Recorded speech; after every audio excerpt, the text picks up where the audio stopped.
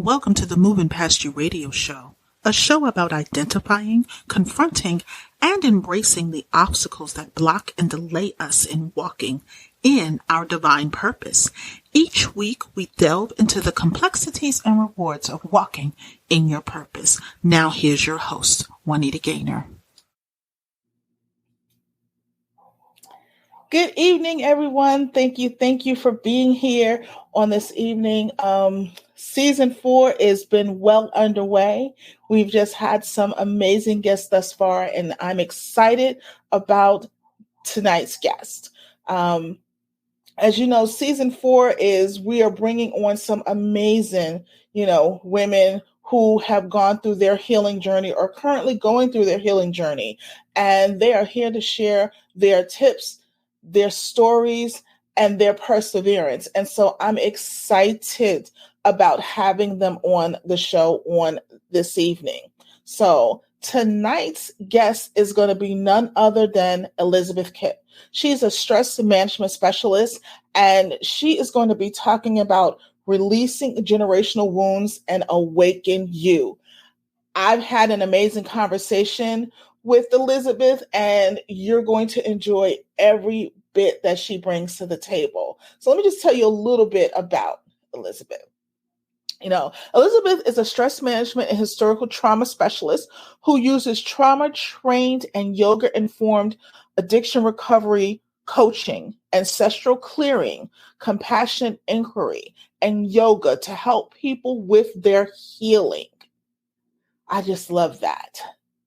Elizabeth healed from over 40 years of chronic pain, including anxiety, panic attacks, and addiction to prescription medication. She now works to help others achieve the same healing for themselves that she experienced directly from the work she teaches. She is the author of The Way Through Chronic Pain, Tools to Reclaim Your Healing Power. Elizabeth offers one-on-one and group sessions in stress and chronic pain management and addiction recovery, ancestral clearing and compassionate inquiry, and trauma-informed yoga. So if that wasn't amazing for you, I have her here. So I'm bringing her up to the screen with me, and I'm going to unmute her. Hi, Elizabeth. How are you? I'm great, Juanita. Great to be here. Thank you for that beautiful introduction. Oh, you provided, the work you've done and the work you're doing it made it very easy to do so. So how are you today? How has how's your day been going? It's been very interesting. I've had a chance to be of service. I've learned some stuff, and now I'm being able to give some of my knowledge to your listeners. So it's a good day. It's a great day. I just know from the conversation that we had earlier that it blessed my soul. It, just with the work that you do. And I'm so excited for you to share that work with my audience on today. So just tell me a little bit about your initial journey. What was the point that led you to begin this process? There's a lot of things, but I just want to know that pivotal point where you said, I just can't continue to do this anymore. I know I need to do something. What was that point? Oh, well, as I said, I had chronic pain for a long time. I had surgery. I had 3 surgeries to stabilize a back injury, and then the 4th one, a little corrective. And the doctors told me that I would be in level 7 out of 10 pain for the rest of my life, and I'd be a wheelchair when I was 40. And I was like, that's not going to be my life. I was only 28 or 29 when that happened. And I was very upset because I actually believed them. Right. But I had to have a science background, and I understand a little bit about the model that I'm working in. And I'm not a doctor, but was trained as a research scientist. And I understood that science works in probabilities, not facts. So he should have said it's probable that. He didn't say that. He said you will. Wow. And he also was forgetting that the model he was working in is limited by definition. It's in the scientific framework, which is self-limiting, meaning science can only comment on that which it can observe, measure, and describe, right? So it only can talk about the part of the all that is that we live in that it can observe, measure, and describe. That's where science lives. Right. But we heal, we live, and we heal in the all that is. And I knew that, the model's limited.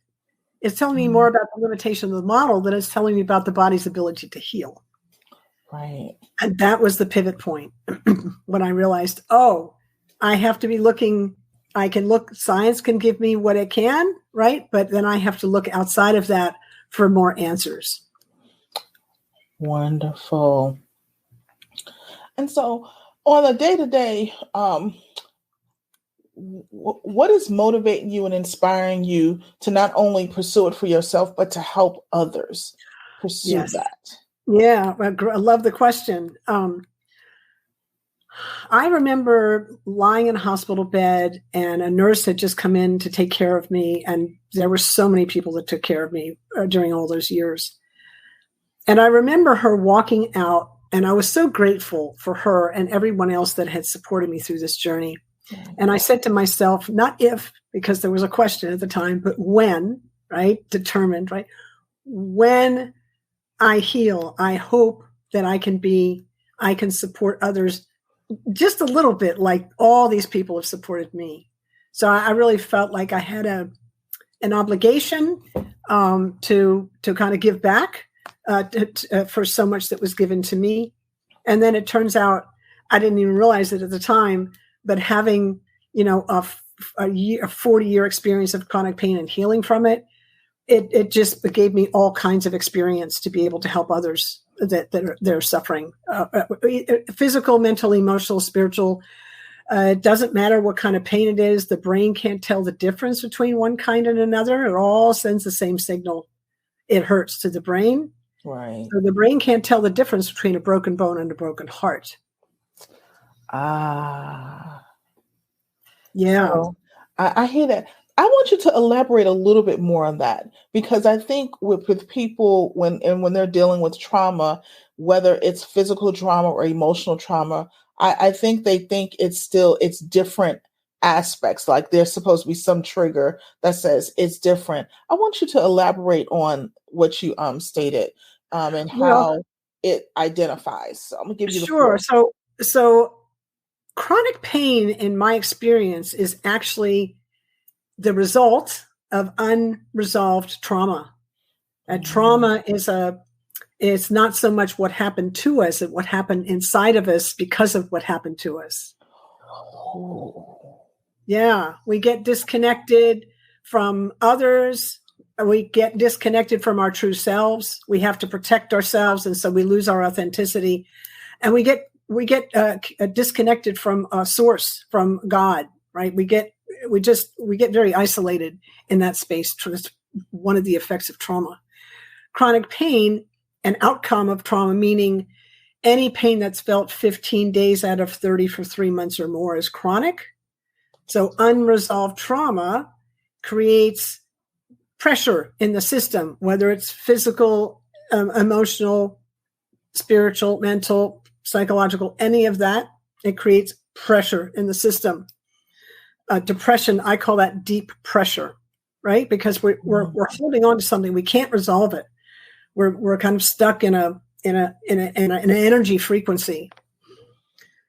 I'm not sure if that answers your question. No, it really does, because it actually goes on to something else that I'm going to just kind of weave in there, because I think I know myself personally, when it comes to trauma, like I'm sitting there and I'm listening because it hit me, because a lot of things, like once you heal from certain things, you no longer want to do certain things or be in certain things, because now you don't have that pressure of having to be someplace or somewhere or somehow. So a question that I have for you is, they talk about stress. How I believe, for me personally, I believe stress is a direct correlation of trauma, but can you identify, maybe speak a little on how it potentially relates? Because I think people think it's really two different things. I think it correlates, but I really believe that it's two, different things. I mean, the same thing.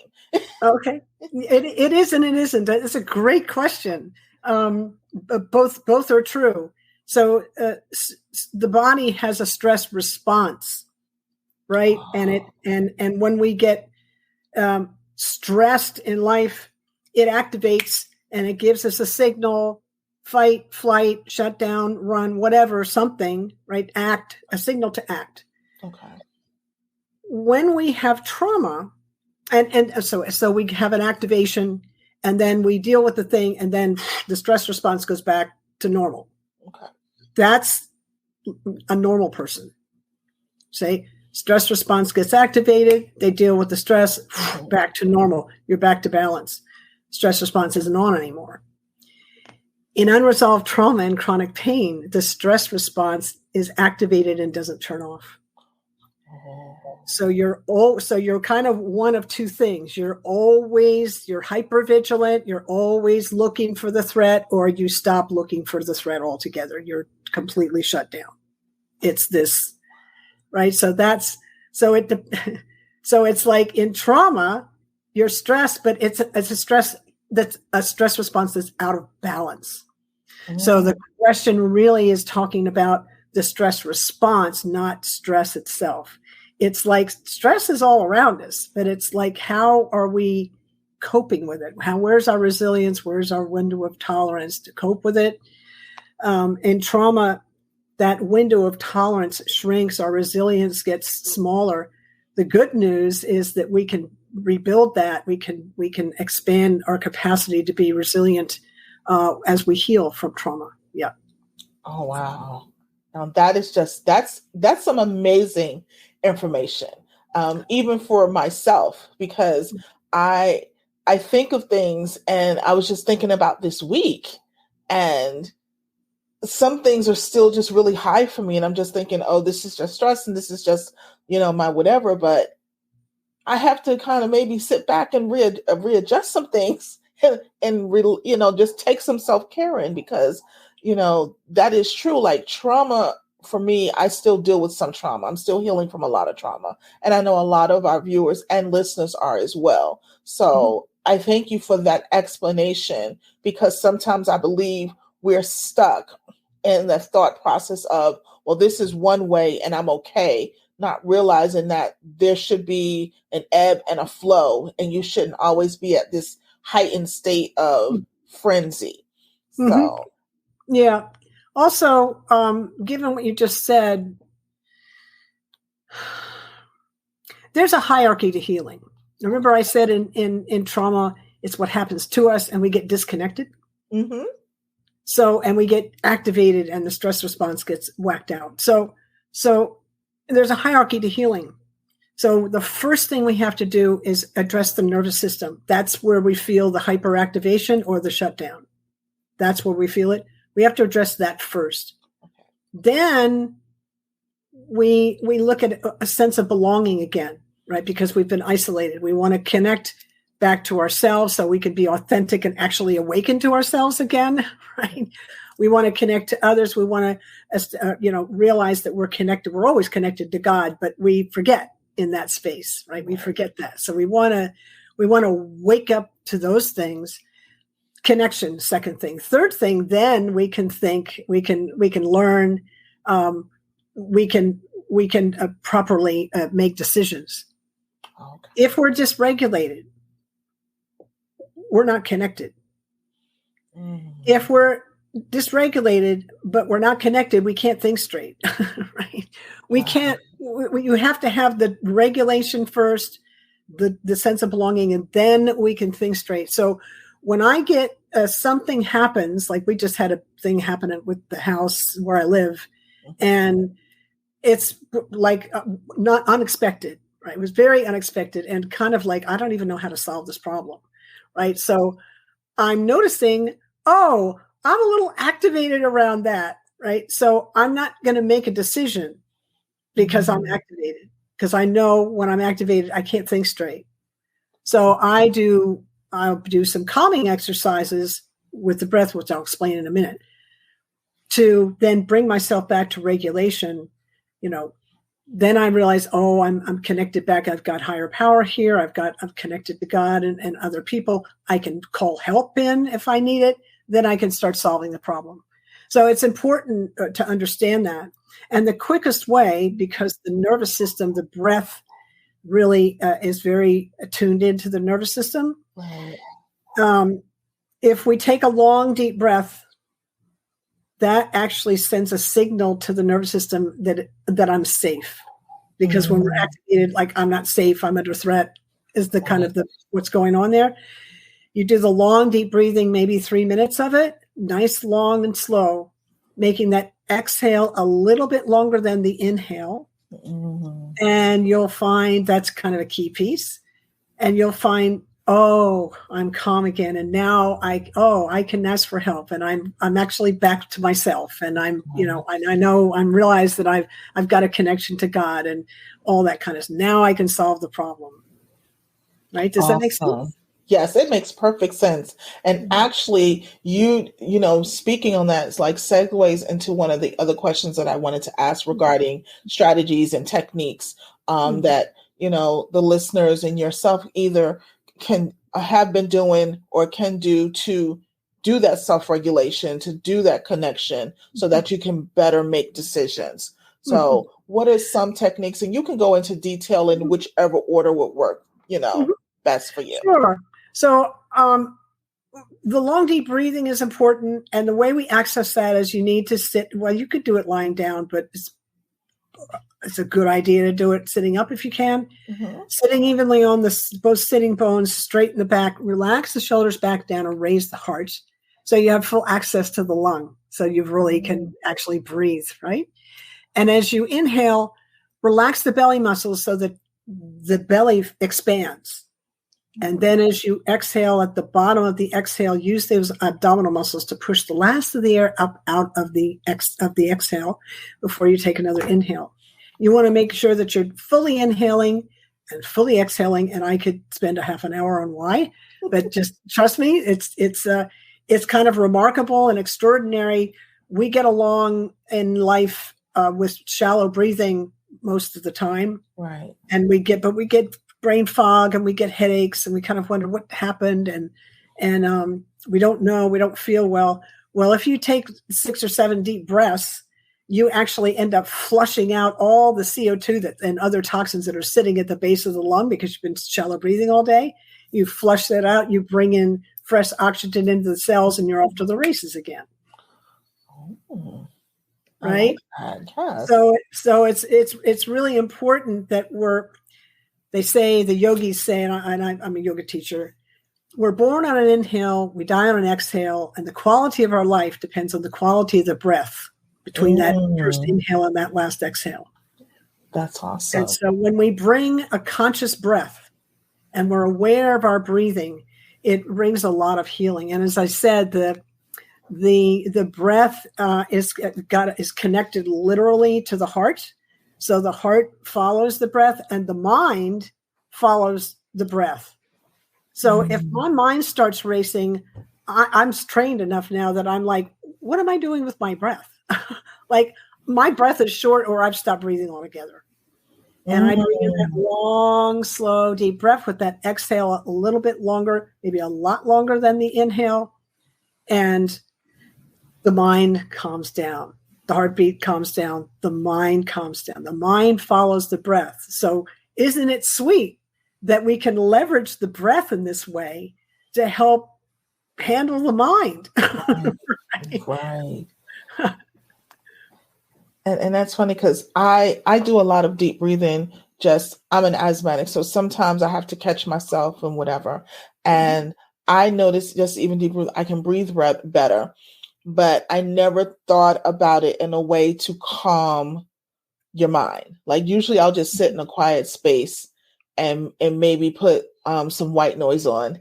And so it tunes out a lot of things, whatever. But I didn't think of breathing as a way to also do that. I think of breathing, that's just because I'm a chronic asthmatic, but I never thought of it to do it that way, that it's a more natural, approach it's like allowing the body to help heal the body itself. We're actually leveraging the breath to really optimize the body's ability to heal itself when we do that. There's other things to bring on board, but really breath is kind of the first responder there. Very first thing. Oh, wonderful. Yeah. And so now, once we've done that, so once we've calmed down, like, what do you recommend in regards to connection? Because I think for many people, that is the key thing that they're missing. Like, I can regulate, but who am I connecting with? Why is it important to connect? Why can't I just relax and just go ahead and make the decision? Like, I want you to really discuss that central part so that we don't go off the rails. That's a very powerful space you've just taken us all into.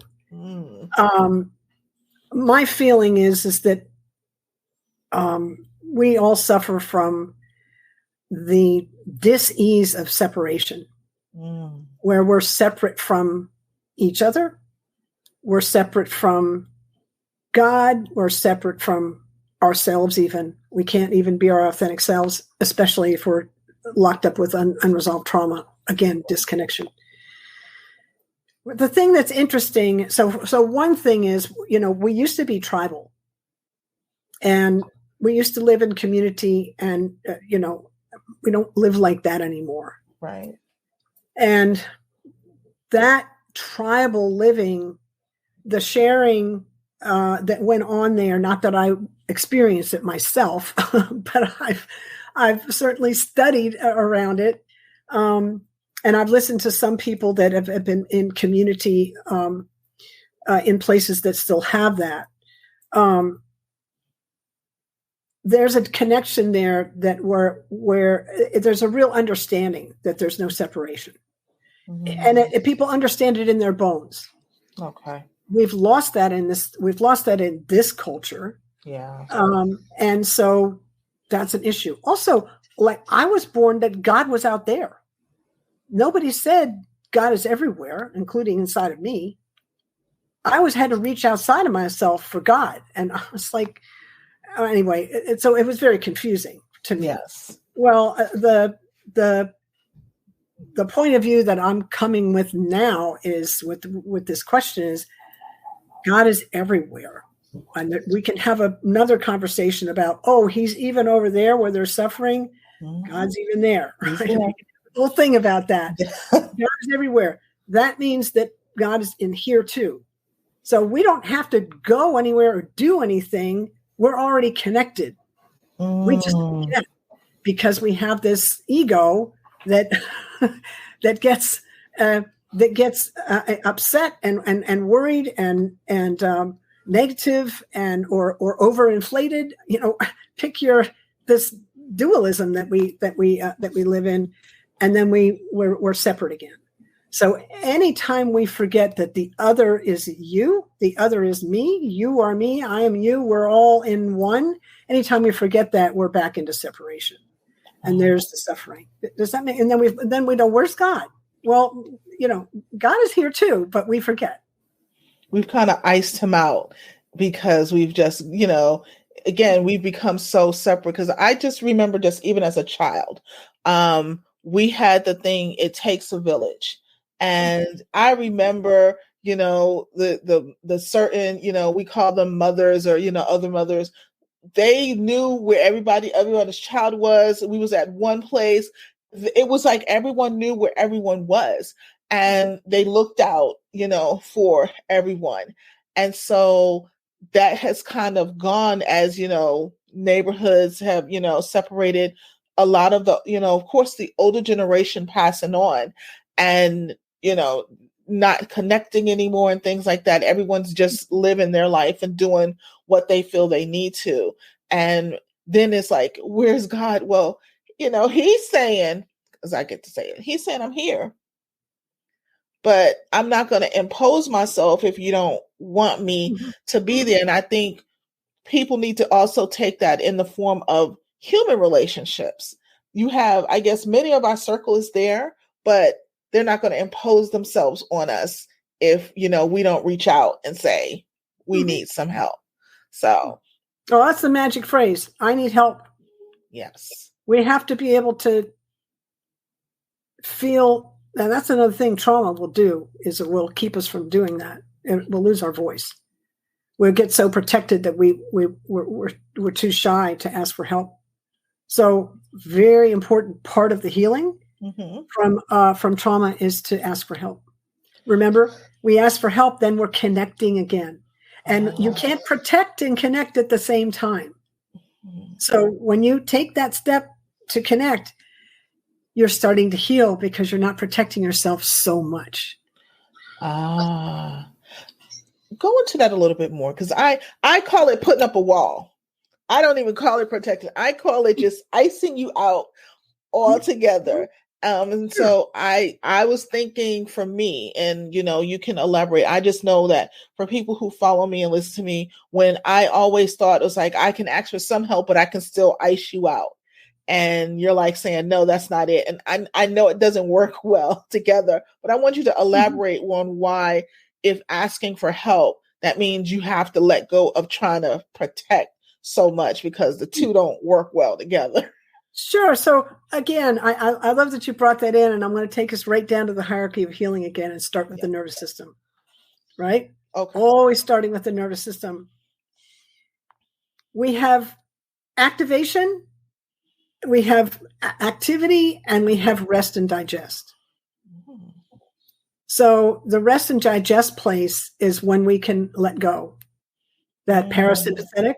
The sympathetic is like, now I have to act. I'm going to act, right? Sometimes that sympathetic is so activated that it's that I'm protecting. It depends on kind of, but that's where the protection piece is in the sympathetic. You can't have the sympathetic nervous system activated at the same time as the parasympathetic. It doesn't work that way. So in the sympathetic is where you protect, and this parasympathetic is where you let go and connect. You can connect from there because you can relax. You see? Yeah. So what's happening with this is when I work with people now, I've gotten so trained in this, and I'm so used to working and or done my own work on myself that, like, what am I doing right now? What is this person doing? Are they connecting or protecting? Right? Are they protecting themselves? Well, if they're protecting themselves, I'm a client, and I'm the coach or the person helping. They're not feeling safe with me. It's up to me to help provide a safe space, a space for them that they feel safe enough to relax, and then we can connect. Right? And part of that, you said, how do we do that? I talked about self-regulate. I talked about the breath work for self-regulating, but also in a trauma space, when there's unresolved trauma in the system, there's this thing called co-regulation. Again, we're connecting. If you can, if you've got a friend who's you see is activated like that, and they're all upset, you can actually help them by speaking calmly. You can look at them, but don't hold their gaze, because that might be seen as a threat if you can hold their gaze. But look at them, but then kind of move your eyes. Keep the voice calm and soothing, and level, and listen to them, and then mirror back to them a little bit, but in a calm way. There's kind of a way that you can co-regulate. And our nervous systems are always talking to one another. Your nervous system is talking to my nervous system right in this moment. And our nervous systems are talking to all the listeners' nervous systems. And one of the questions that the nervous systems are asking is this a safe space for me? It's the first question we're asking. And once the nervous systems decide, oh, yes, it's a safe space, then learning can take place. So none of your listeners can learn until they feel safe in this space. Wow.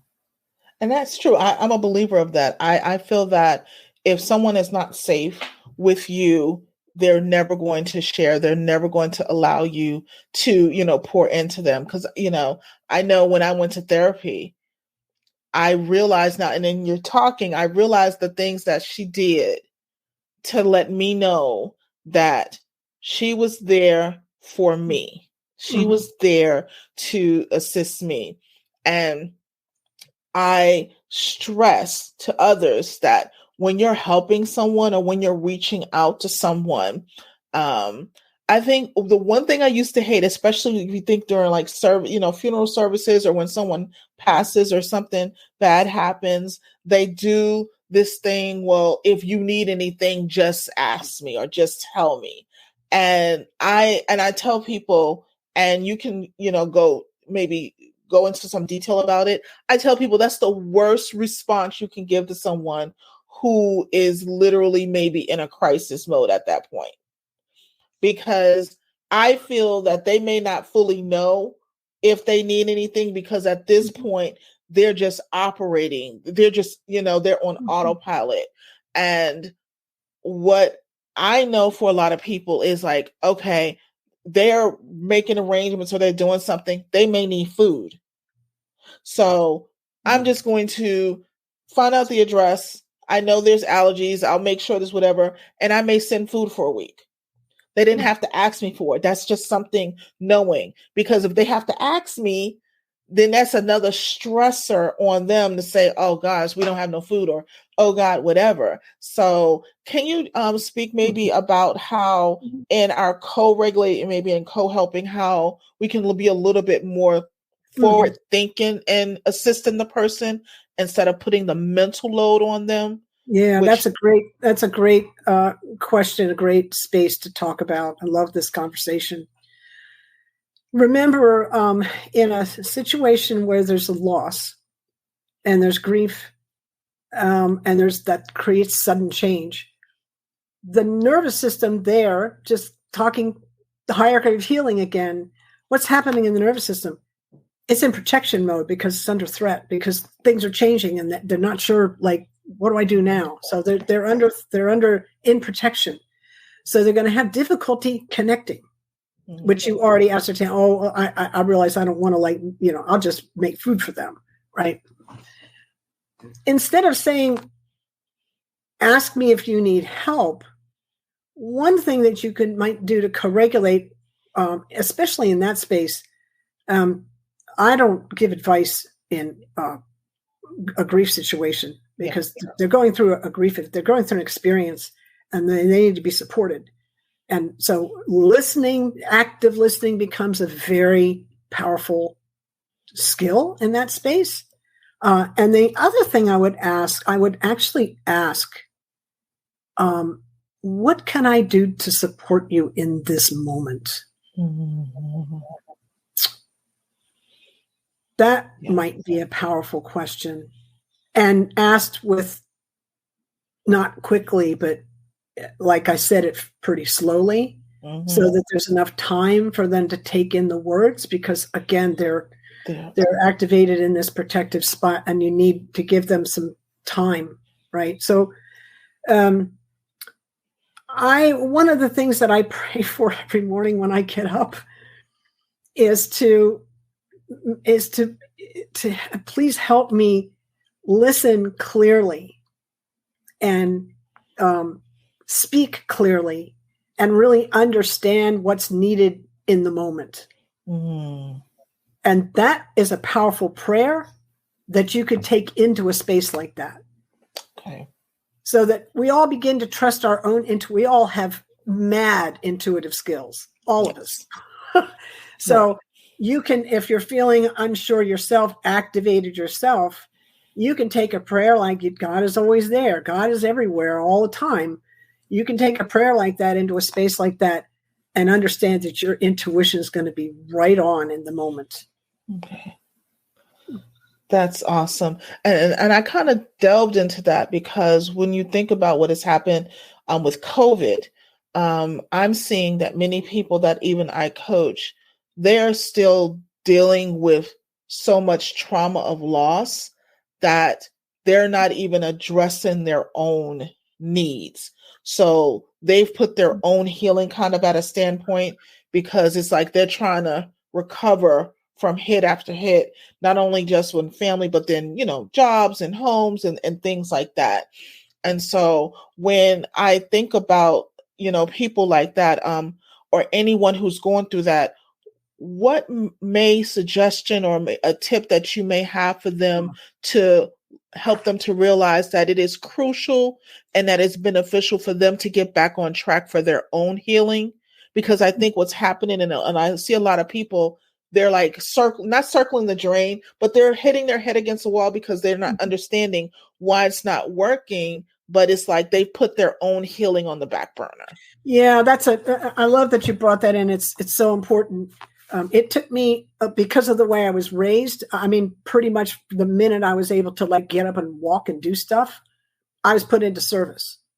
So it was always everybody else first and me last. And man, it took me years that's not sustainable, everybody. It's just not.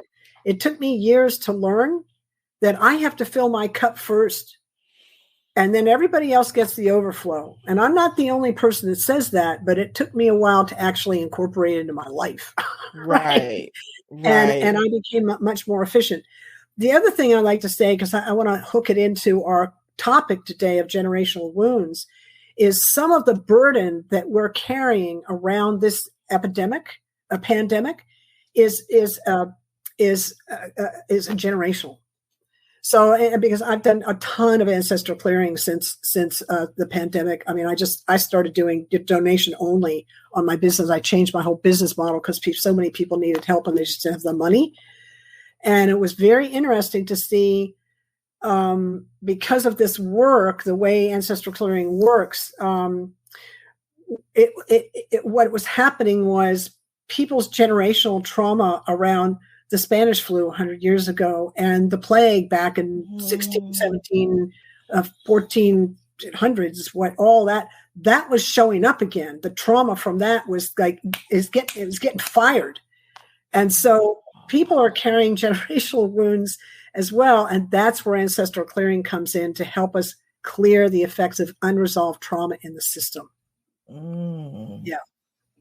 I don't know how much more time we have, but I'd love to be able to share one of the 5 techniques of ancestral clearing by sharing a short prayer to help support the clearing the trauma, if that's something we could do.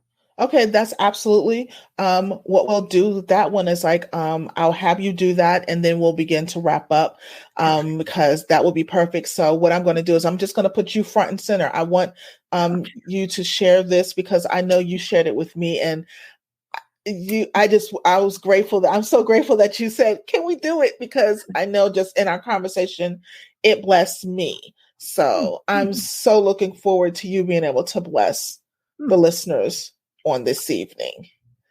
Beautiful. Thank you. So everyone listening to this process is called ancestral clearing. It's taught by John Newton of healthbeyondbelief.com. I'm one of his practitioners. And what I'd like you to do is just sit quietly, notice what you're feeling in the body as sensation, and let these words pass over you as I say them. In this practice, we use the word we're asking God, higher power, consciousness, divine, whatever you want to call that, creator of all that is. We're asking it to help us release that which no longer serves us. We're asking it to help us release, right? And we use the word forgiveness to mean releasing that which no longer serves us. So some people get a little trigger around forgiveness. I'm giving you a very tight definition of how we're using it, and just let these words pass over you. Infinite creator, all that you are, source of all that is, was, and ever will be. We ask humbly and gratefully that you help everyone listening to this and all of their relationships and all of their ancestors and all of their relationships through all relevant time, space, dimension, realms, lifetimes, and incarnations. For all the times they felt let down by life, by family members, by relationships, by anyone representing the creator, and for any time they felt let down by the creator in any name or form. For any time they turned their back on the creator or felt the creator turned his back on them. Please help everyone involved, forgive each other, and forgive yourselves. Be at peace with one another and at peace with yourselves, please and thank you. For all the times you weren't supported, nurtured, loved, and cherished the ways that you needed. Please help all of you to forgive each other and forgive yourselves. For the times you didn't support, nurture, and love others in the ways they needed. For any time you were out of integrity with one another or another out of integrity with you. Please help all of you to forgive one another and forgive yourselves. Find peace with one another and find peace with yourselves. Please and thank you. For all war, battle, Holocaust, genocide, persecution, slavery, injustice of any kind, any oppression, misuse of power, position, authority, politically, judicially, medically, spiritually, or any other way. For all slander, libel, or any other misuse of the power of the word, please help everyone involved directly or indirectly to forgive yourselves and forgive each other. Now and forever, please, and thank you. For all hurts and wrongs, physical, mental, emotional, spiritual, sexual, financial, through thought, word, or action. For all that happened and all you made it mean, please help all of you to forgive one another and forgive yourselves. For the highest good, please, and thank you. For all incest, suicide, murder, rape, abortion, infidelity, infertility, miscarriage, all of it. Everyone involved in any way. Please help all of you to forgive one another and forgive yourselves. Please and thank you. For any time anyone was stubborn, judgmental, or bullying. For the times you didn't follow the inner knowing of your heart. Please help you all forgive one another and forgive yourselves for the highest good, please and thank you. For all the hurts and wrongs to the earth, the life of the earth, Native, Indigenous, First Nations, and Aboriginal people. Please help all of you to forgive one another and forgive yourselves for all that happened, no matter what it was. Please and thank you. Be at peace with one another and at peace with yourselves, please and thank you. For any time you believed, felt, or was shown you weren't enough, for the times you tried to earn or learn your way into the value of your family, your relationships, or into the grace and love of the Creator. For all that led up to this and all that arose from it, please help all of you to forgive one another and forgive yourselves. Find peace with one another and find peace with yourselves, please and thank you. For all empathic hurts and wrongs, times you took on others' unresolved issues or shouldered their burdens. For all adversity, struggle, and hardship you saw, especially as children. For all dark night of the soul experiences, please help all of you to forgive one another and forgive yourselves. All family members and relationships, times this was done to you, times you did this to others, please and thank you, Infinite Creator, all that you are, please and thank you. For the times you weren't shown or encouraged to stand up and speak up and do things your way. For the times you didn't feel safe to say no when appropriate.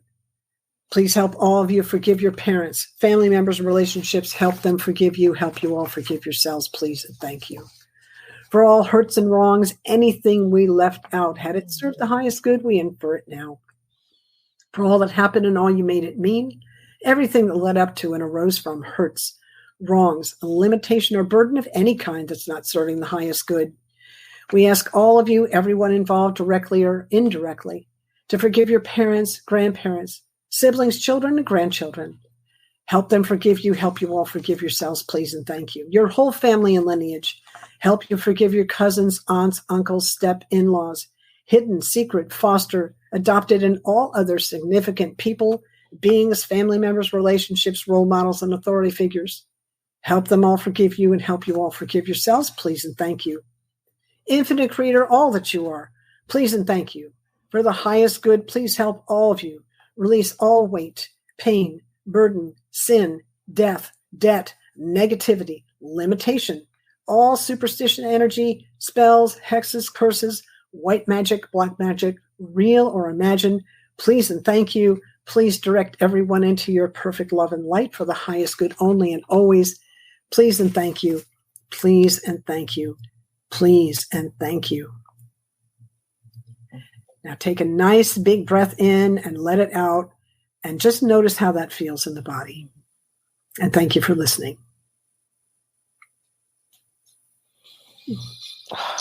Thank you so much for that.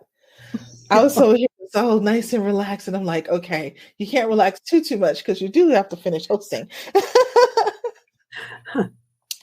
So, Elizabeth, tell our listeners and our viewers how they can connect with you. Sure. Thank you. Yes, you can find me at Elizabeth, my website at elizabeth-kipp.com. You got to put a hyphen in there because elizabethkipp.com is a web designer and a photographer, and she's amazing, but she's not me. So Elizabeth-Kipp, KIPP.com. And you can find me all over social media. And I'd love to connect with you. Awesome. So I am showing those on the board thing. So again, it's Elizabeth dash Kipp, not underscore, dash Kipp.com for the website. And if by any chance you happen to miss her or whatever, you can connect with me and I can make sure that she gets any requests or information and I can get that on over to her as well.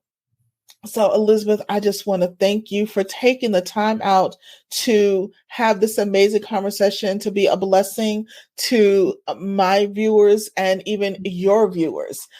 Because, again, what you do is amazing and it's important and it's such a blessing to others.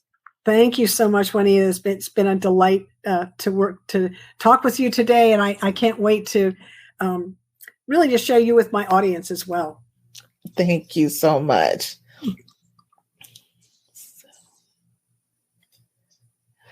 Everyone, thank you for joining us on this evening. Oh my God, when I said season 4 is amazing, when I told you that God has, given me such directive on what to do and what to share with you and who to bring forth to you, I was not kidding.